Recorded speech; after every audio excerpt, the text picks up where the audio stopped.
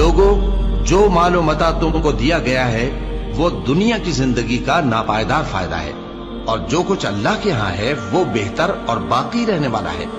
यानी उन लोगों के लिए जो ईमान लाए और अपने परवरदिगार पर भरोसा रखते हैं, और जो बड़े बड़े गुनाहों और बेहयाई के कामों से परहेज करते हैं, और जब गुस्सा आता है तो मुआफ कर देते हैं, और जो अपने परवरदिगार का फरमान कबूल करते हैं और नमाज पढ़ते हैं और अपने काम आपस के मशवरे से करते हैं, और जो माल हमने उनको अता फरमाया है उसमें से खर्च करती हैं।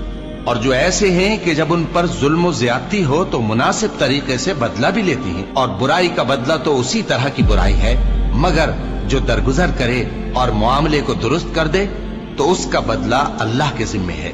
इसमें शक नहीं कि वो जुल्म करने वालों को पसंद नहीं फरमाता। और जिस पर जुल्म हुआ हो अगर वो उसके बाद इंतकाम ले ले तो ऐसे लोगों पर कुछ इल्जाम नहीं।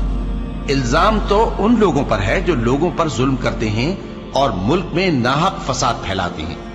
यही लोग हैं जिनको तकलीफ देने वाला अजाब होगा। और जो सब्र करे और कसूर मुआफ कर दे तो ये बड़ी हिम्मत के काम हैं।